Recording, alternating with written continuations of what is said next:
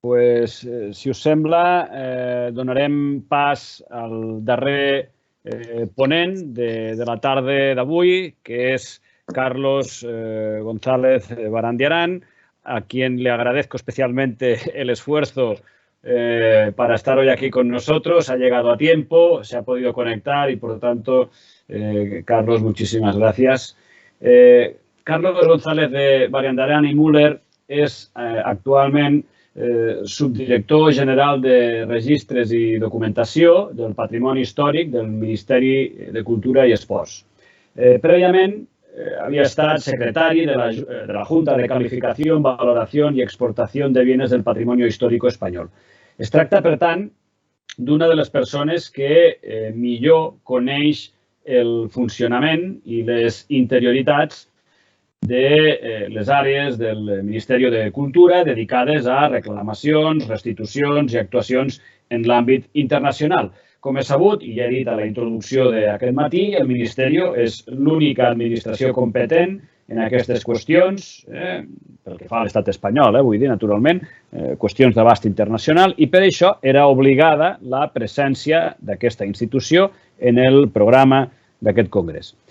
Sobre aquestes qüestions m'agradaria destacar un parell de publicacions en què el ponent signa com a autor un article, en primer lloc, titulat La Junta de Calificación, Valoración y Exportación de Bienes del Patrimonio Histórico Español, la tasación de bienes arqueológicos en el mercado legal e ilegal de bienes culturales, que s'acaba de publicar en el 2021, i un segon article titulat El Ministerio de Educación, Cultura y Deporte, su influencia en el mercado del arte y en el tráfico ilícito de bienes culturales, aparegut al 2015. Per tant, cediré la paraula al senyor Carlos González de Barandiarán, que tindrà, com la resta de ponents, 40 minuts per fer la seva intervenció i quan faltin 5 minuts l'avisaré. El títol de la seva intervenció és El Ministerio de Cultura y las Restituciones, Modelo de Actuación y Operaciones Internacionales.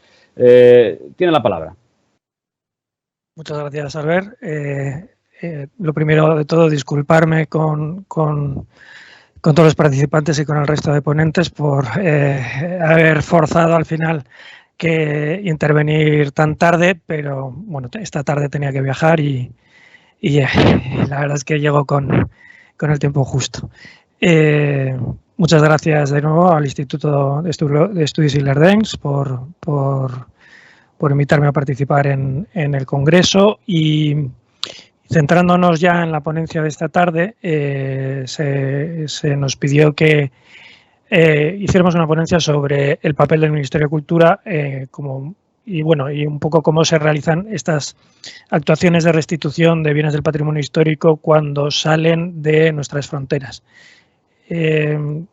A pesar de lo que dice el título, modelo de actuación, ya si consigo explicarme bien, veremos que realmente no hay un modelo de actuación, sino que cada caso concreto tiene una solución distinta, porque cada bien concreto ha salido del país con unas circunstancias particulares, se ha recuperado en un país concreto con unas circunstancias concretas, está en posesión o no de un propietario que puede tener buena o mala fe, etc.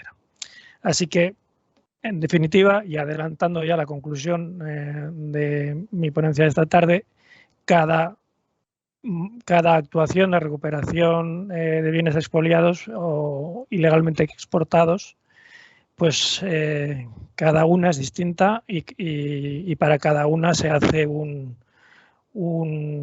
estudio particular que lleva a la conclusión, cuando es feliz, de la recuperación del bien y la repatriación a su lugar de origen. Bueno, esto que decía Albert de que era necesaria la presencia del Ministerio porque somos los que tenemos la competencia para las restituciones internacionales es ni más ni menos que lo que dice la Constitución. El artículo 46 dice: los poderes públicos garantizarán la conservación y promoverán el enriquecimiento del patrimonio histórico, cultural y artístico de los pueblos de España, cualquiera que sea su régimen jurídico y su titularidad.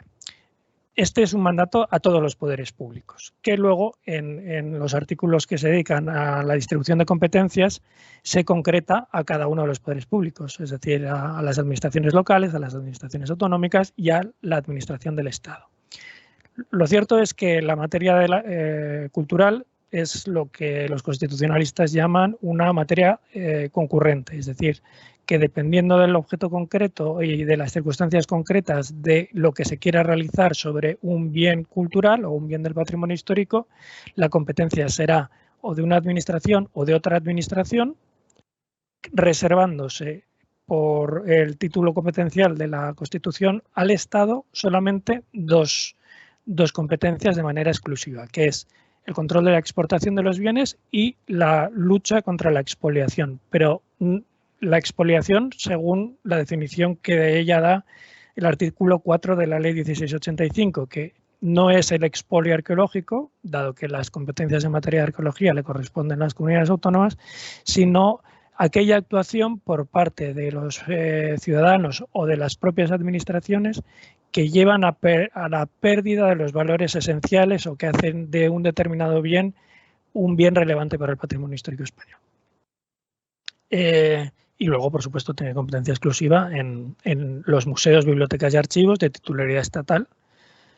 Y en cualquier caso, el título competencial se cierra con el 149.2, que dice: sin perjuicio de las competencias que podrán asumir las comunidades autónomas, el Estado considera el servicio de la cultura como un deber y atribución esencial y facilitará la comunicación cultural entre las comunidades autónomas de acuerdo con ellas. Es decir, hay una fórmula de cierre en el que, con independencia de la distribución de las competencias que ha hecho a lo largo del 148 y del 149, dice, bueno, y en definitiva, en la materia de la cultura hay que tratar de que la comunicación sea lo más fluida posible, porque a fin de cuentas lo que estamos es tratando de proteger el patrimonio histórico, que es la herencia recibida y que nosotros debemos transmitir, ¿no? Esto es un poco lo que subyace detrás de toda la mentalidad de la Ley de Patrimonio Histórico. Bueno, como decía, en la Constitución y en general en el marco jurídico que se desarrolla en España, se configura la cultura como una materia concurrente y más concretamente la protección del patrimonio histórico.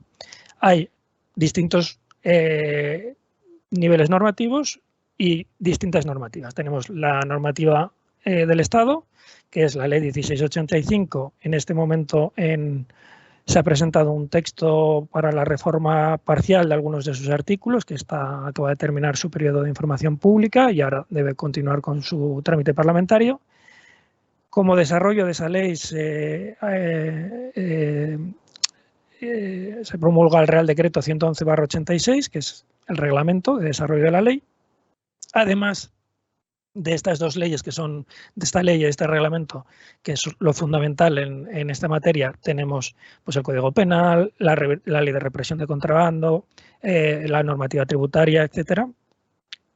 Luego tenemos todo un marco supraestatal de normativa europea que nos afecta en cuanto a miembros de la Unión, y además los tratados internacionales, la normativa europea tradicionalmente centrada en la exportación legal e ilegal, y desde hace unos meses, desde diciembre del 2020, también hay un reglamento europeo de importación, que es un avance considerable respecto conceptualmente, sobre todo respecto a el papel en el que se coloca la Unión Europea dentro del mercado global de las antigüedades.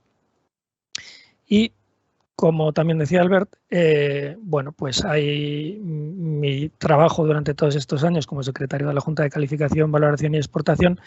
Sí es cierto que me da una cierta perspectiva de cómo se han desarrollado estas operaciones internacionales de restitución. Esto lo explico, creo que se entiende mejor con un organigrama. Esta es la configuración actual de la Dirección General de Bellas Artes. Ha desaparecido en la última remodelación, que fue en el año 2020, desapareció la tradicional Subdirección General de Protección del Patrimonio Histórico, cuyo nombre dejaba bastante claro cuáles eran sus competencias, y se dividió en dos. En la Subdirección General de Gestión y Coordinación de Bienes Culturales, que se ha quedado con las, muy a grosso modo, con las competencias internacionales de protección del patrimonio histórico, pero no en lo relativo al tráfico ilegal, sino más bien en lo relativo a la presentación de candidaturas a patrimonio de la humanidad o patrimonio mundial y a patrimonio mundial inmaterial. Y también se ha quedado con las declaraciones de expolio en el sentido del artículo 4, como decía antes, y las autorizaciones de obras, etcétera, una parte de los trámites administrativos. Y en la Subdirección General de Registros y Documentación del Patrimonio Histórico se han juntado, tomando como hilo conductor la palabra registros,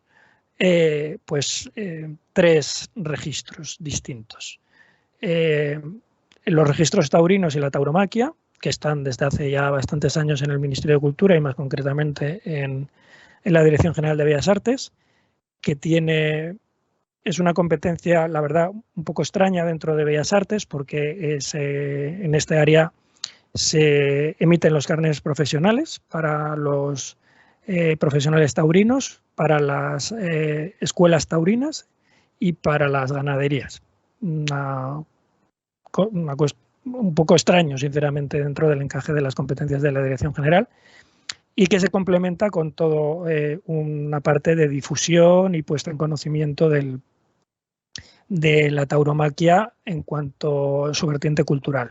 Por ejemplo, ahora mismo la semana pasada hemos inaugurado una exposición de fotografía taurina de fondos de los archivos estatales en Salamanca, y desde hace unos meses tenemos en el micrositio de las culturas del toro, dentro de la web del Ministerio, un apartado sobre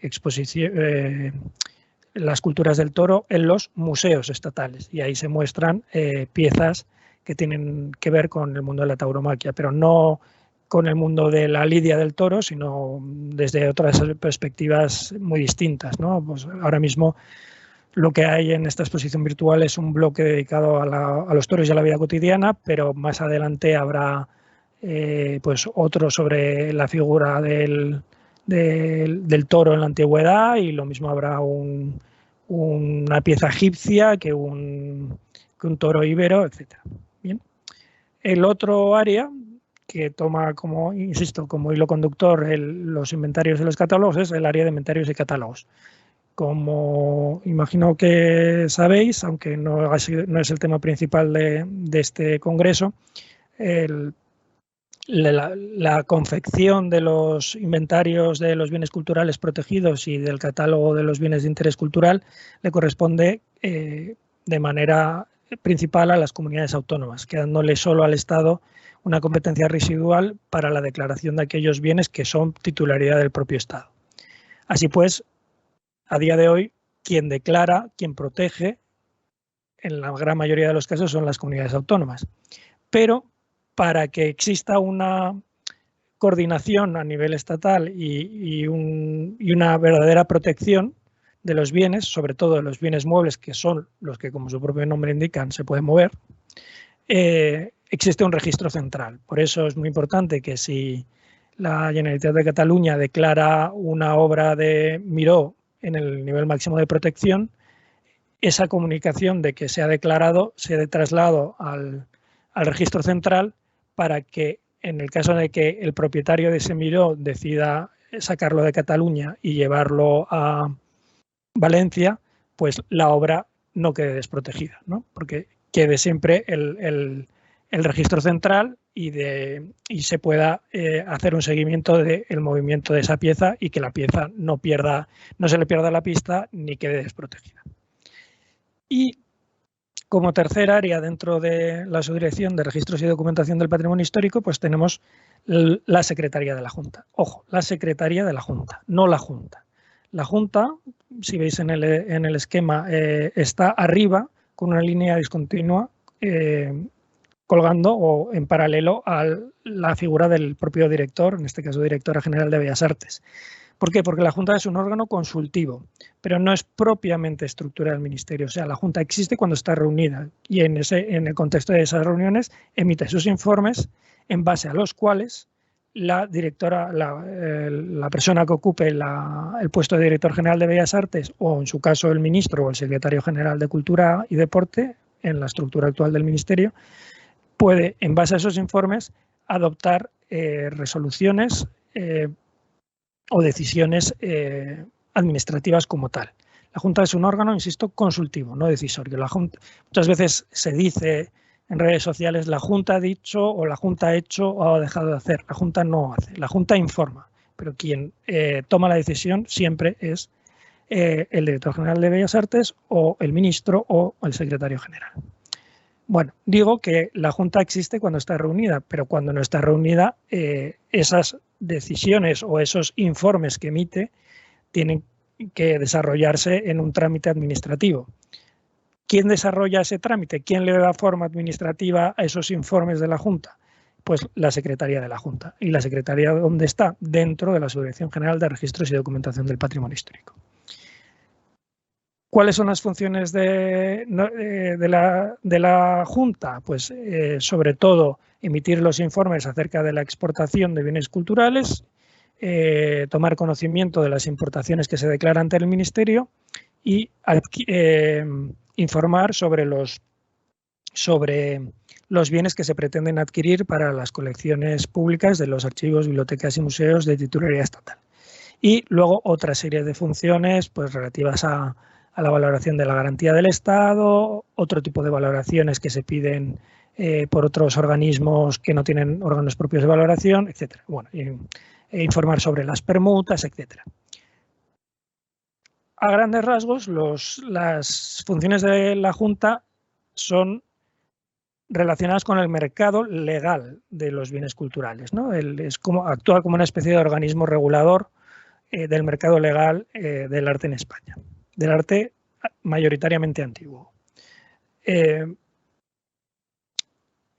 Y dentro de la Secretaría de la Junta, como el lado contrario a ese control del mercado legal, tenemos también un área dedicada al control del tráfico ilegal de bienes culturales. Es un área que tiene importancia suficiente, enjundia suficiente como para ser un área independiente de la Secretaría de la Junta. Pero también es cierto que desde la Secretaría de la Junta se controla el mercado legal, con lo cual también tiene sentido que se controle también la parte de lo ilegal y que al final las dos cosas confluyan en el consejero técnico de la Subdirección de Registros, que además es el secretario de la Junta. Bien. Esto tiene sentido, insisto, viéndolo con la perspectiva de las competencias exclusivas de la Administración General del Estado. Insisto que es sobre todo la de la exportación. Bueno, las funciones de la Junta son las que dice el artículo 8 del Real Decreto y más o menos os he desgranado, los permisos de exportación, las permutas. La única competencia estrictamente relacionada con la exportación ilegal y con el tráfico ilegal de bienes culturales y, en definitiva, con la restitución al país de bienes que son fruto del tráfico ilegal de bienes culturales, en un sentido amplio, es la de fijar el valor de los bienes exportados ilegalmente. ¿De acuerdo? Esa es la única competencia que tiene la Junta en relación con el mercado ilegal. Todas las demás tienen que ver con el desarrollo y el control del mercado legal, incluido pues eso, la valoración de los bienes que se pretenden entregar en pago de deuda tributaria y, como ya os he dicho, decidir o informar sobre cuáles son los bienes que interesa adquirir para el Ministerio de Cultura. Bien. Visto que es dentro de la Secretaría de la Junta donde se tiene un mayor conocimiento de lo que se mueve en el mercado, un par de notas acerca de cómo se constituye o en qué consiste realmente el mercado ilegal de bienes culturales. Perdonad porque no me he podido conectar en ningún momento de la mañana de hoy y no sé si me estoy repitiendo con respecto a algunos temas que se hayan que se haya podido tratar esta mañana. Creo que no, por el contenido de las ponencias que he visto en el programa. Yo creo, me da la sensación de que no se ha debido tratar, pero un poco para centrar el tiro y ver de qué estamos hablando. Bueno, en un mundo controlado por Internet y por la red, quiero decir, en el mercado de bienes culturales y en cualquier otro mercado, el legal y el ilegal es un mercado global. Esto lo hemos visto clarísimamente durante el confinamiento. Como sabéis, durante el confinamiento se decretó una suspensión de plazos administrativos porque estando todos confinados, pues en principio se detenía la actividad. A la Junta de Calificación la suspensión de los plazos administrativos le duró 5 días. Al quinto día ya vimos que era una demanda del sector y acuciante además, que era necesario seguir tramitando expedientes como si nada hubiera pasado. Así que inmediatamente hicimos una resolución en la que nosotros mismos nos levantamos la suspensión de plazos administrativos para poder seguir tramitando.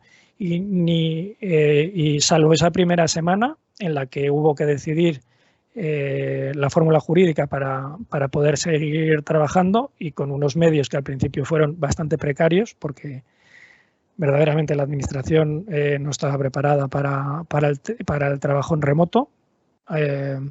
Conseguimos que hubiera junta todos los meses. La junta de marzo acababa de tener lugar justo la semana anterior al que se decretara el confinamiento. Se siguió trabajando durante todo el mes de marzo y ya la junta de abril se pudo celebrar de manera telemática, modo en el que seguimos celebrando actualmente las juntas todavía a día de hoy, dado que está compuesta por 22 miembros y es complicado todavía con las restricciones reunir a todos los vocales de la Junta en una sala con las instalaciones que tenemos aquí en el Ministerio de Cultura. Bueno, mucho se habla, y sobre todo depende de a quién preguntes, sobre si el mercado de bienes culturales, el mercado ilegal de arte o de bienes culturales es el tercer mercado ilegal después de drogas y armas, el cuarto después de drogas, armas y personas. Bueno, pues lo cierto es que como el crimen organizado no emite estadísticas, pues es muy difícil saber si estamos hablando del primero, del segundo, del tercero. Últimamente existe esta verdadera preocupación entre la conexión de la financiación del terrorismo con el mercado ilegal de bienes culturales, sobre todo en lo relativo a la arqueología. Todos hemos visto, yo creo, esas imágenes de los talibanes destruyendo yacimientos arqueológicos hasta reducirlos a ceniza. No está muy claro qué hay detrás de esas destrucciones intencionadas, aparte de generar una imagen muy potente, ¿no? que se transmite a todo el mundo, pero parece que lo que se está queriendo no es solo demostrar que lo generado por el hombre antes de la aparición de la cultura que defienden los talibanes no tiene valor, sino lo que parece que se está tratando de ocultar que previamente esos yacimientos arqueológicos han sido expoliados a conciencia para poder colocar en el mercado internacional todas esas piezas, y mediante la destrucción con luz y taquígrafos lo que se pretende es precisamente ocultar ese expolio masivo de los yacimientos arqueológicos. También se mezcla otra cuestión que es la más que posible mezcla de piezas originales con piezas falsificadas. Esto en arqueología, más allá de aquellas piezas a las que se les puede hacer una termoluminiscencia o un análisis físicos que arrojan resultados definitivos, pues con las piezas realizadas en otros materiales, pues muchas veces es difícil diferenciar entre una pieza original y una pieza falsificada, dado que los materiales son los mismos en la pieza falsificada recientemente que es la misma piedra, por ejemplo, ¿no? Con la que se retalla o se hace de nuevo un capitel o una basa romana que la basa romana original, ¿no? Y muchas veces se siguen utilizando técnicas de fabricación tradicionales porque no se utilizan herramientas mecánicas, etcétera. Bueno, y de todas maneras, en cualquier caso, el mercado negro de bienes culturales siempre ha tenido por costumbre la mezcla de piezas contemporáneas, o sea, piezas realizadas modernamente mezcladas con piezas antiguas. Desde mi perspectiva, una muy buena herramienta para el control del tráfico ilegal de los bienes culturales, por lo menos en lo que podemos denominar el primer mundo, es que es donde tenemos las normativas de protección más desarrolladas, es que igual del mismo modo que se exige un control y un criterio y un respeto por esos bienes que has recibido y que tienes que transmitir a las siguientes generaciones, a los propietarios, igualmente la administración tiene que corresponder de algún modo, de manera que si tú exiges al ciudadano un cuidado, la administración tiene que, en toda la medida que pueda, facilitar a ese ciudadano que realice sus trámites de la manera más ágil y mejor posible, no siendo un obstáculo en aquellos casos en los que el bien que se pretende proteger pues tenga una relevancia relativa, ¿no? En este sentido, pese a lo que muchas veces se dice, tengo que partir una lanza por el trabajo que se realiza, por ejemplo, en cuestión de las exportaciones, dado que somos el primer país, no de Europa, sino del mundo, en emitir permisos de exportación de manera telemática, que esto es, entre otras cosas, lo que nos ha permitido no dejar de trabajar ni 5 días seguidos pese a la pandemia. Y este sistema de permisos telemáticos lo tenemos desde el año 2011. Se desarrolló una aplicación que en su momento fue absolutamente pionera. Sobre nuestro sistema han abundado luego otros países, por ejemplo Italia y algunos otros países europeos, pero hay que dejarlo muy claro, ¿no? Que en su momento fue una apuesta muy firme del Ministerio por dar un salto cuando la administración electrónica todavía estaba bastante en pañales, y la verdad es que nos ha dado muchas alegrías, muchos quebraderos de cabeza, porque como toda cuestión informática, pues una aplicación de 10 años es una anciana venerable, y estamos ya trabajando en un nuevo desarrollo informático que no va a parchear como lo que hemos venido haciendo estos años el sistema que tenemos ahora, sino empezará desde cero con un nuevo sistema de licencias en el que volcaremos toda nuestra experiencia de estos años. Bueno, como apunte simplemente comentar que los delitos más frecuentes en el ámbito de los bienes culturales son el expolio arqueológico, los robos, las falsificaciones y las exportaciones e importaciones ilegales. Como aquí se me ha pedido que intervenga en cuanto a acciones de restitución internacional, pues me voy a centrar sobre todo en las exportaciones y en cómo se recuperan las piezas, con una pequeñísima mención hacia las importaciones. La exportación y la importación. Bueno, seguimos poniéndole el marco al asunto. Es verdad que es muy difícil detectar un expolio arqueológico porque es muy difícil proteger lo que no se conoce, y obviamente los piteros y los expoliadores arqueológicos excavan de manera ilegal y por tanto no son materiales que se conozcan, y es muy difícil luego la judicialización de esos expolios porque el derecho penal es muy garantista y cuesta mucho mover la sensibilidad del juzgado sobre el que recaiga un determinado asunto para acreditar, o sea, se tiene que acreditar de una manera muy clara que el expolio se ha producido en este punto concreto, este día concreto, que lo que se ha extraído es esta pieza concreta y que lo ha realizado esta persona concreta.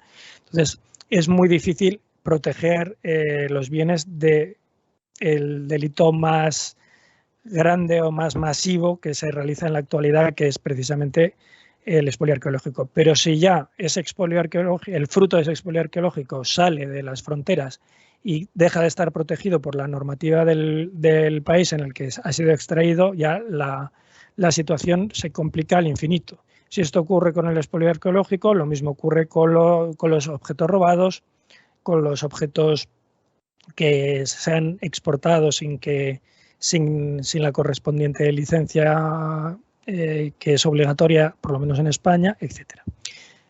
¿Cuáles son esos bienes más fácilmente objeto de una exportación ilegal o de una importación, ya si nos ponemos en el papel de país receptor?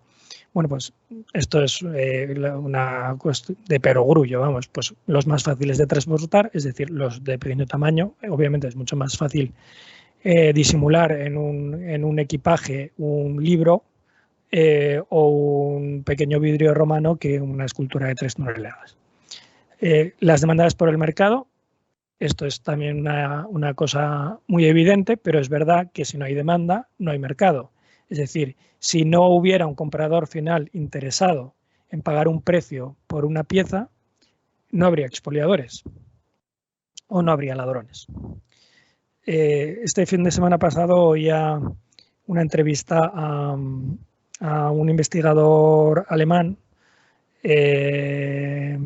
La prensa le llama el Indiana Jones del arte, algo así, no me acuerdo ahora cómo se llama.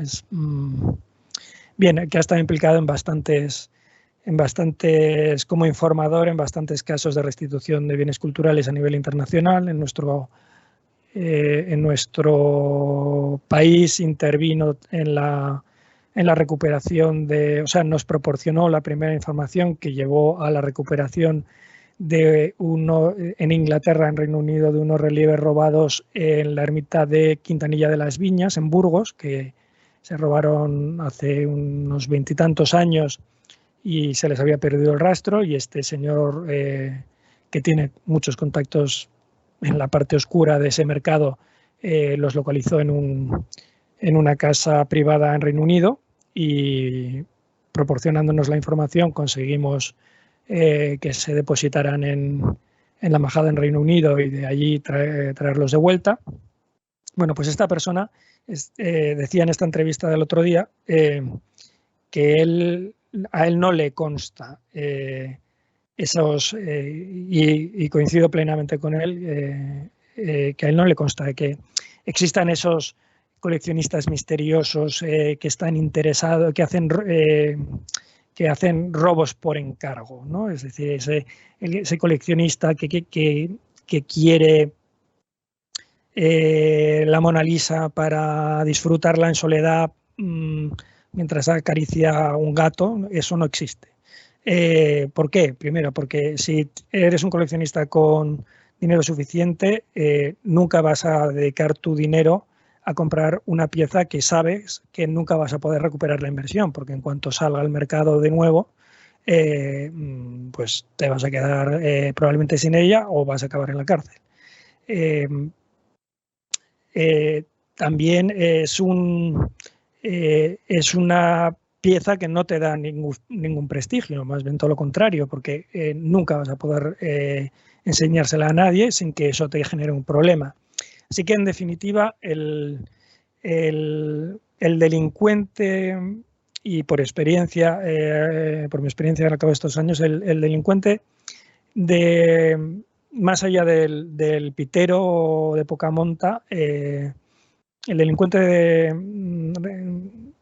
que delinque en el ámbito del patrimonio histórico muchas veces es un delincuente común que acaba reconvertido que se encuentra dentro de un robo en un domicilio, por ejemplo, un bien del patrimonio histórico, lo coge y luego no sabe qué hacer con él porque ni tiene los contactos ni sabe cómo colocarlo y al final el riesgo real que ocurre con este tipo de actuaciones de delincuentes comunes, el riesgo real y el que es de verdad grave desde la óptica de la protección, es que por evitar el ser detenido o el tener luego un problema con la justicia, lo que hacen es destruir los bienes, ¿vale? De este panorama que os estoy pintando, hay que excluir, obviamente, el patrimonio arqueológico, que, como digo, va por otra vía. A nivel internacional, digamos que los distintos cuerpos de seguridad califican a los países en tres tipos: países de origen, países de tránsito y países de destino. Los países de origen son normalmente aquellos países que son pues pobres o con mucho patrimonio y poca normativa, o directamente aquellos países que están en un conflicto armado, lo cual hace que el control sea prácticamente inexistente. Siempre, tradicionalmente, o a día de hoy, son el sur de Europa, Oriente Medio, norte de África, sudeste asiático, China, mayoritariamente Latinoamérica. El sur de Europa, bueno, el sur de Europa, ahí estaríamos nosotros, pero hemos pasado de ser países de origen a países de tránsito o incluso de destino. Actualmente somos un país de tránsito, no está todavía, estos flujos todavía están siendo estudiados, pero digamos que parece que parte del tráfico ilegal de bienes culturales procedentes de Iberoamérica entra en Europa a través de España. ¿Por qué? Porque es un tipo de bien que no resulta extraño que se encuentre en España, porque tradicionalmente ha habido una relación con los países americanos, con lo cual una cerámica Nazca peruana pues puede estar en España, no vamos a decir desde el siglo XVII, pero en determinadas ocasiones sí desde el XVIII, bastante del XIX, y desde luego en la primera mitad del XX sí ha habido ciertas colecciones importantes españolas relativamente poco controladas de arte iberoamericano. Bueno, como decía, hay países de origen, países de tránsito, que no son solo pues, el caso español, ¿no? O países de tránsito, pues puede ser Bélgica con con arte africano, aquellos países en los que han tenido colonias y que han tenido una cierta relación con países de origen a lo largo de los siglos, ¿no? Entonces, como en esos países ese tipo de piezas no llaman tanto la atención como en otro lado, por ejemplo, aquí si aparece un Buda vietnamita, pues España no ha tenido nunca relación con Vietnam, entonces llama mucho más la atención que en otro país, ¿no? Hay países de destino que son los países ricos y en los que se concentra el mercado del arte.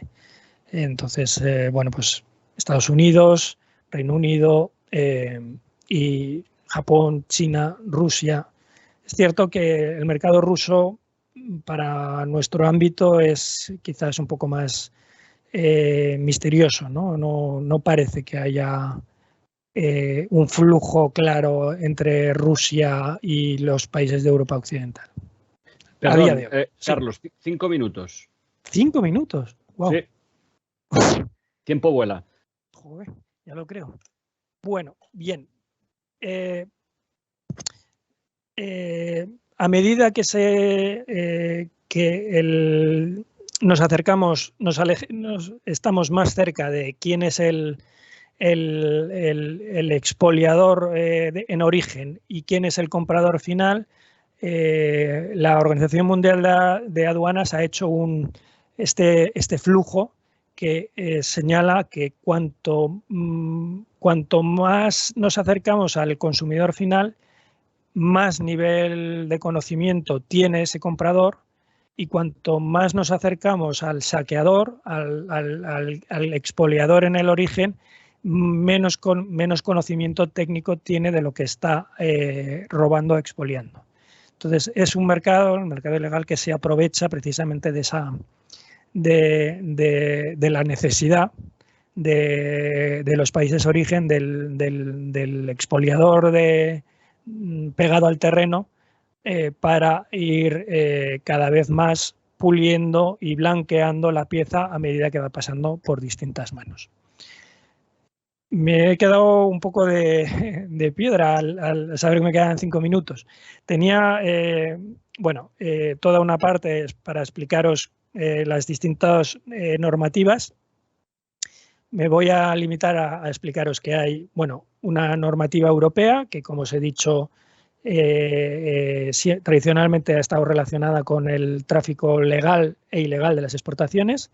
El legal, regulado a través del Reglamento 116/2009 de exportación, el ilegal a través de la Directiva 2014/60, que establece un marco para las restituciones entre los países de los Estados miembros y una acción de restitución que pretende ser mucho más ágil que los sistemas de restitución a nivel internacional fuera del marco de la Unión Europea.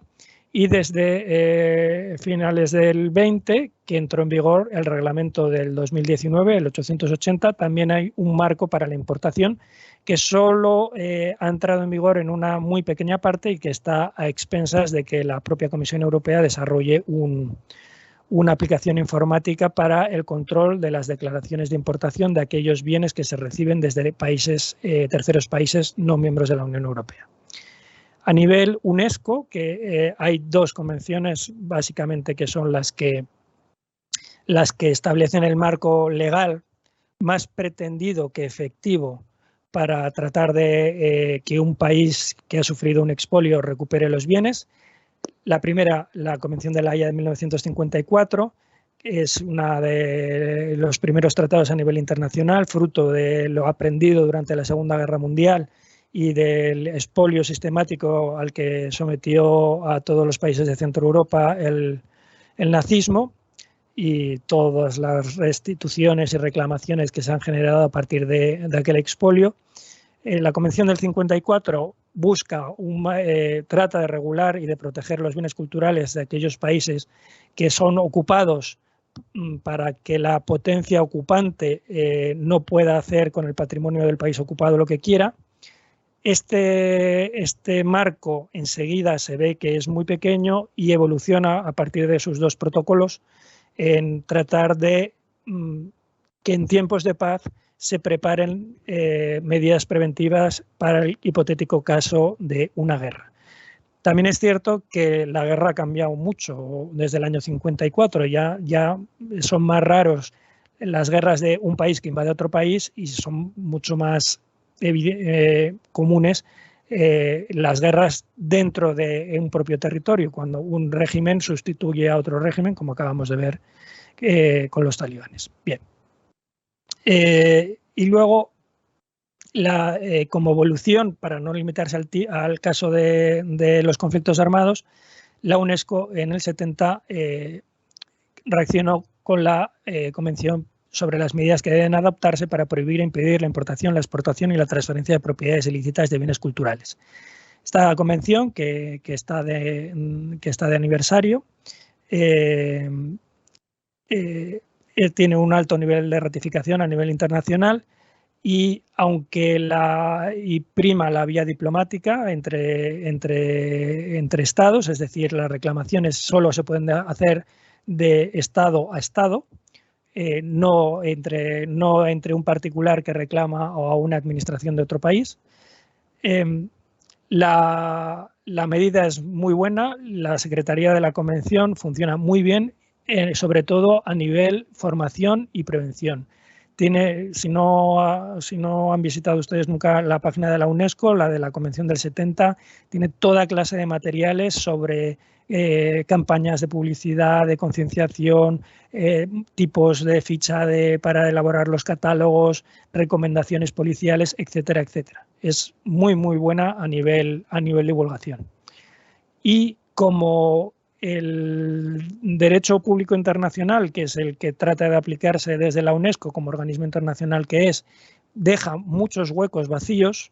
La propia UNESCO le encargó al Instituto Internacional para la Unificación del Derecho Privado, a la institución UNIDROIT, con sede en Roma, que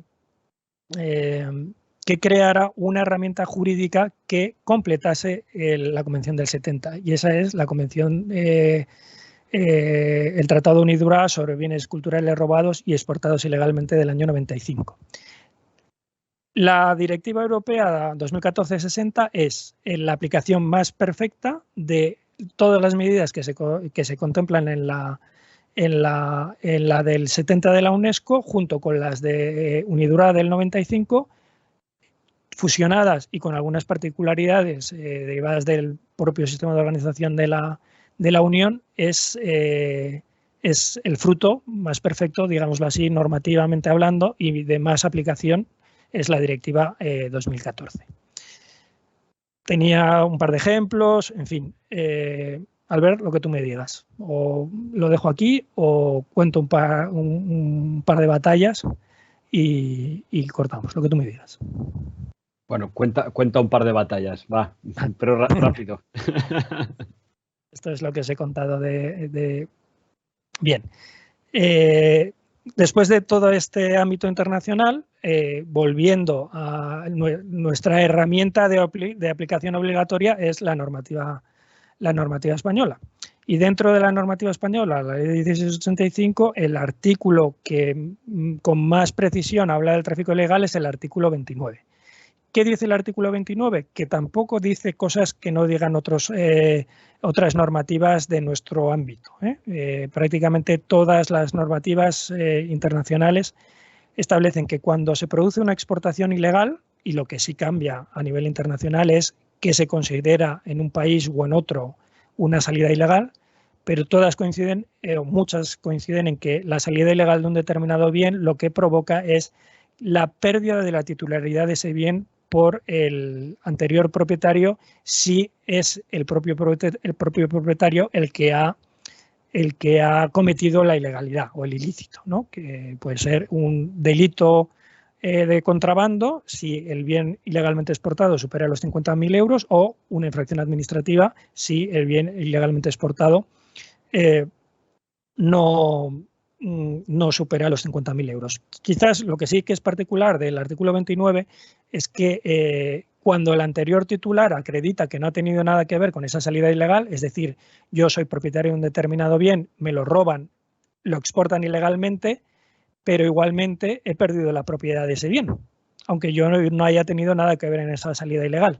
Entonces, el legislador del año 85 dice: cuando el anterior titular acreditara la pérdida o sustracción previa del bien ilegalmente exportado, podrá solicitar sucesión del Estado. Sucesión. No, aparentemente no parece que pueda recuperar la propiedad, aunque después de una consulta a la abogacía del Estado nos ha dictaminado que esa cesión se entiende como cesión de la titularidad, es decir, que el bien revierte en el anterior propietario siempre que no haya tenido nada que ver con la salida ilegal.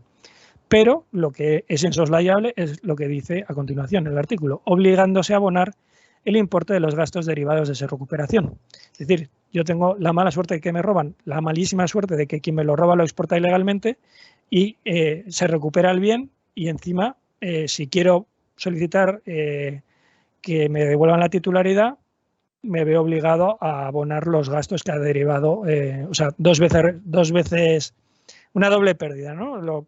Haberlo perdido porque me lo han robado, y encima la pérdida de dinero que supone los gastos de la recuperación. Bueno, esto deriva en situaciones tan particulares como la que tenéis en la fotografía, la Arqueta de Sant Martirià de Banyoles, robada por Eric el Belga, y que arrancó todas las tracerías góticas que veis en la foto de la derecha, hasta dejar la pieza apenas en el alma de plata y la lámina de plata que recubría la arqueta. Las tracerías las destruyó por el mero placer de destruirlas, y las figuritas las arrancó y las colocó en el mercado internacional en distintos sitios.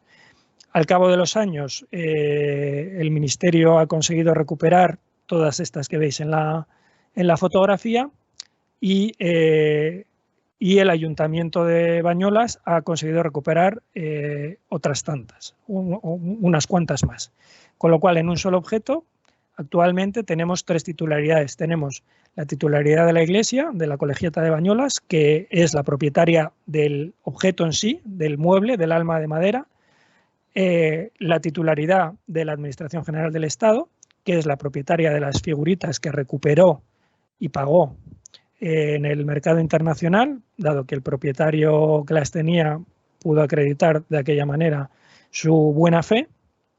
Entonces, lo que hizo la Iglesia fue no solicitar la devolución de la propiedad de las figuras arrancadas, sino solo su depósito. Así que tenemos titularidad de la colegiata del alma de la pieza, titularidad del Estado de las piezas recuperadas por el Estado, y titularidad del Ayuntamiento de Bañolas de aquellas piezas que ha recuperado el Ayuntamiento de Bañolas, porque fueron ilegalmente exportadas con anterioridad a la ley del 85. Bueno, es una cuestión un poco compleja jurídicamente, pero un solo objeto, 3 titularidades.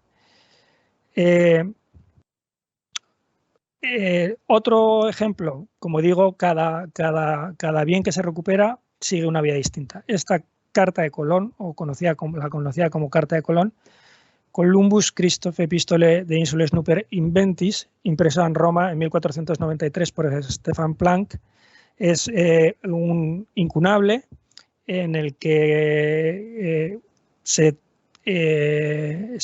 cuenta o se pone en imprenta una supuesta carta que los estudios posteriores han acreditado que no es real, de Colón a los Reyes Católicos, en los que le cuenta el descubrimiento de las Indias, de las islas de la India, como dice el título, pero que en realidad es el descubrimiento de América. Y es el primer Twitter de la historia, ¿no? Apenas vuelve Colón de las Américas, pone un pie en tierra, se edita una primera versión en castellano del texto en Barcelona, de ahí a las 3 semanas el texto llega a Roma, y en apenas unos meses ya hay circulando por toda Europa una versión en latín de ese texto de Colón, supuestamente de Colón, que se distribuye a todo el mundo, de manera que la noticia del descubrimiento de América se expande como la pólvora, y pues en 29 de abril de 1493, es decir, pues 6 meses después, ya toda Europa conoce que se han encontrado unas tierras más allá del mar. De este incunable hay un número limitado de ellos, han llegado hasta nuestros días, un número pequeño, apenas una cuarentena, y en España el único que había era el de la Biblioteca Nacional de Cataluña en Barcelona, que fue adquirido a mediados del siglo XX en la Cuesta de Moyano, en Madrid. Estaba valorado en 825.000 euros. Bien. ¿Qué ocurre con este incunable? Bueno, cada uno de los incunables de la Carta de Colón tiene sus propias particularidades. Estamos hablando de uno de los primeros libros impresos, con lo cual la imprenta al principio, cada ejemplar que sale tiene sus pequeñas variantes. Bien, que permiten identificarlos, y como son un número reducido, hay un número igualmente reducido de especialistas que saben distinguir si un determinado ejemplar es el de uno u otro. Bien, en 2012 la US Immigration and Customs Enforcement, que es una especie como de agencia aduanera de los Estados Unidos, informa a la Biblioteca Nacional de Cataluña que es posible que una carta de Colón que anda circulando en el mercado internacional tiene mucha pinta de que pueda ser la de Barcelona, y señala como precedente que la que se encontraba en la Biblioteca Ricardiana de Florencia había sido robada cambiada, es decir, el ladrón había accedido al fondo reservado de la Ricardiana de Florencia y había dado el cambiazo, metiendo en el lugar del original un facsímil tan perfecto que a la Ricardiana le costó mucho tiempo darse cuenta de que le habían dado el cambiazo. Ese ejemplar de la Biblioteca Ricardiana se recuperó en el año 2016. Este mismo experto, en el 2012, para asegurarse de esta noticia que había dado la Agencia de Aduanas americana a la Biblioteca Nacional de Cataluña, viaja directamente a Barcelona a comprobar in situ si el ejemplar que se custodia en el fondo de la Biblioteca de Barcelona es el original, y descubre que el sistema ha sido el mismo, ha sido sustituido por un facsímil. Esto parece que está entrando en contradicción con lo que he dicho antes de que no hay robos por encargo. No es un robo por encargo, es un robo muy bien pensado, sabiendo que tiene colocación en el mercado, pero no es un coleccionista concreto el que encarga este robo. Y la prueba de ello es el desarrollo que tiene, la génesis que tiene de movimientos la pieza. Se roba en Barcelona en 2014, va a Nueva York, en Nueva York se vende en 2006, vuelve a cambiar de manos en París en 2008, vuelve a cambiar de manos en Nueva York en 2009, vuelve a cambiar de manos y va a San Francisco en 2011, acaba en Brasil en el año 2011 y una vez comprobado que efectivamente es el ejemplar de Barcelona, en una operación de la cual no llegamos a tener un conocimiento exacto de qué es lo que había hecho la agencia americana, consigue desplazar un grupo de agentes a Brasil y que el propietario supuestamente de buena fe que había adquirido la carta en Brasil en 2011 y que había desembolsado más de 600.000 euros, entregue voluntariamente a la agencia de aduanas americana la carta de Colón. La carta de Colón vuelve a Estados Unidos y la agencia de aduanas propone al gobierno español la entrega del bien.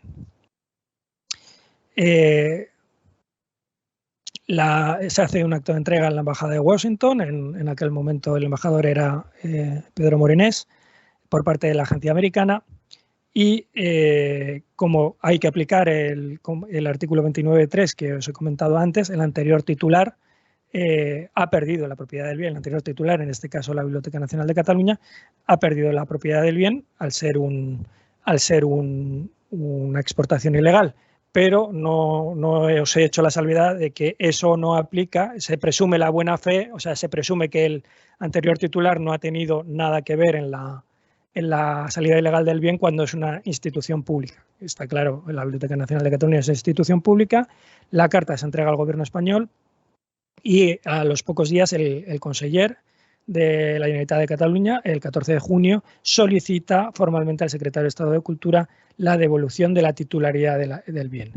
Entre tanto, el 6 de junio se había producido la entrega en Washington, la carta se trae con la máxima seguridad el 25 de julio al Ministerio, se presenta con la presencia del embajador español en Estados Unidos, al revés, de Estados Unidos en España, y el ministro Guirao, y el 12 de octubre del 2018 se firma por parte del ministro la devolución de la titularidad del bien a la Biblioteca Nacional de Cataluña.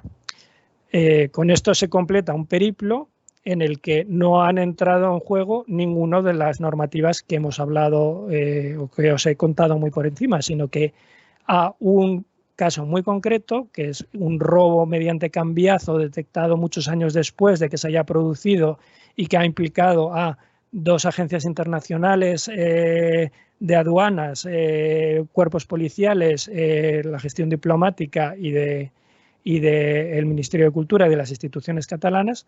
Al final lo que consiguen es la recuperación de un bien del patrimonio histórico, pero siguiendo un camino muy particular. Para otros casos hay otras soluciones. Y esta era un poco lo que quería dar a entender con la ponencia de esta tarde, ¿no? Que cada caso, cada maestrillo tiene su librillo, cada caso tiene su solución, y que lo importante es que haya diálogo entre los distintos actores que intervienen en la lucha contra el mercado ilegal de bienes culturales. Perdonar al que me haya extendido y una vez más, gracias por invitarnos a participar. Bien, muchas gracias, señor González de Mariandiarán. Si puede dejar de compartir pantalla, será mejor, que lo veremos. Si además estoy yo por aquí.